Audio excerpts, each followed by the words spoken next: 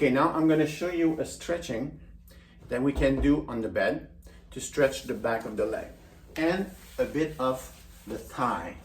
See, I've been showing people this type of stretching, see? But when you cannot do this one, like this, and both sides, like this, many people cannot because this leg is too far to the front and this one doesn't want to go down. So here's how you're gonna do it. You're gonna lay down on your bed and diagonal. See, this leg is already down. My sitting bone is on the table. It would be on your bed. You would go diagonal. So your upper body is more in the bed. So if you're too much on the edge, you're gonna roll off the bed. You don't want that. What do you do after that? You grab a belt. See, I could use the belt I have here and do the same thing as I do with this strap. And I put it right in the middle of my foot. See where it is? And I'm gonna go back like this. But since I am in diagonal here, my upper body doesn't roll off the bed. So I leave this leg down. So what I'm doing after, I have a strap here. I could use my belt. See, I do this. You don't have a strap, no excuse. You take a belt and you do this, right in the middle of the foot. I'm using the strap, doing the exact same thing. Some client of mine, what they use is old ties that the grandfather or your father or your husband doesn't use. You can use that, and then you grab the strap like this. You can roll your hand around it, and you leave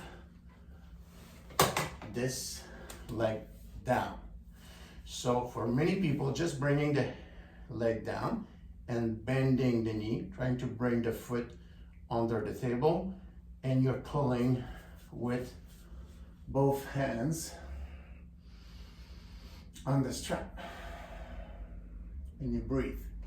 So you try to make a little effort to push the lower leg down and a little effort to pull with your arms, both arms, ideally, and you pull. So now you're gonna get a stretch here, and you're gonna get the stretch here. And that is very good. If you're older, if you're less flexible, if you're a bit overweight, that is a good way to do it. And you hold for about 45 seconds, not too much because you don't want to get your arms tired. I'm gonna do it to the opposite angle so you see both ways. So again, if you don't have a strap like this, that's a yoga strap. You use a belt, an old tie, and you make a sliding knot. It doesn't need to be tight around your foot. It's about, let's say, a bit higher than half the foot. You don't want to have it to the toes because then you're gonna want to tiptoe like this, which is not good. So my body is in diagonal. My right buttock is on the edge, but not too much. So the sitting bone is right on the table. If your bed mattress is soft, go more inside because your leg going down will crush the edge of the mattress, which is no big deal. So, and then you go down, you leave this leg down, you try to push it lower. See what I do with my strap? I'm gonna do this and then around my hand, and it's gonna be less demanding. If you wanna put a pillow for your head, see like now I have a cushion. So I put the cushion like this, so my head doesn't go fully down, that's okay. But I'm not suspended like this. This is no good. But if I'm like this, I'm fine. So I try to concentrate to leave this leg as low as I can to get stretch here. If I lift too much here, this leg will come too high. I will not get the stretch here. So I try to leave it down, and my arms would go both hands like this. And I go for about 40 seconds, 45 seconds at the most. I prefer to do it a few times, both sides. So so I don't get my hands and arms too tired. You see my elbows are straight. So if I grab my strap too low, I would have to use a lot of strength here and build tensions in my neck. I try to go as high as I can, as close to the foot as I can, and I do like this. So I kind of lock my elbows where I can hold it. Now you would get stretching sensation of stretch behind the leg, and you push this foot down. Like now I'm putting my foot down. That's why my upper leg is going down too, because the goal is more the stretch to this part than the stretch to this part. Because if I want to have the stretch to this part, I'm going to show you how to do it. For now, of course, I get some stretching, which is good, but try to focus on this part, this side. Then,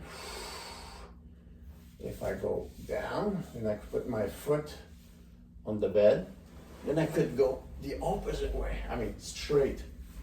All of my body is on top of the bed. And if I want to stretch this one now, without considering this one, what I do is this. See, now I can go very straight. Now what I do, my knee is bent a bit, try to contract, go less than as far, contract the quad to keep the knee as straight as possible, and then stretch a bit. I mean, pull a bit more on the, see now again, my elbows are not very contracted, very bent. My elbows are almost straight. If I want to, I could also, let me show you something. If it's easier, make this a bit wider, a bit bigger, the hole of your strap. Right now, I'm just holding, see, I'm just holding the strap in the same place where my foot is. So I'm just getting a grip on the strap, and I already have some stretch here because I'm flexible. But if you were less flexible, you go like this, both hands, you kind of climb the rope until your both elbows are straight and you can hold there. This one stays on the table. You see my knee is not like this. This is no good. You want to have the whole leg on the bed and go like this and force it up a bit. Bring some intensity to, the more intensity you bring to the stretching, the stretches, less long you need to be doing them, right?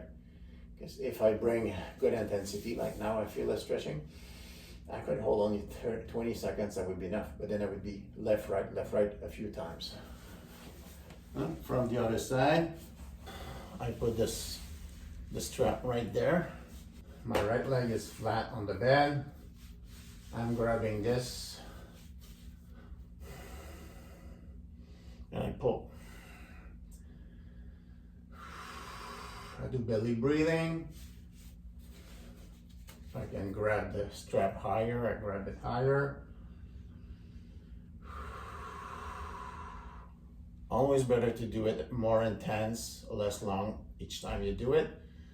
It's less energy demand, you're saving time. So let's do 20 seconds, then I would do the right again, and then the left, and then the right again. And that would be it. All right, this will help you for your hips, your knees, sacroiliac, sciatica, all the pains of the hip bones, and low back as well, if you have a lot of tensions in the hamstrings. All right, thanks for sharing, thumbs up, subscribe. I'll talk to you soon.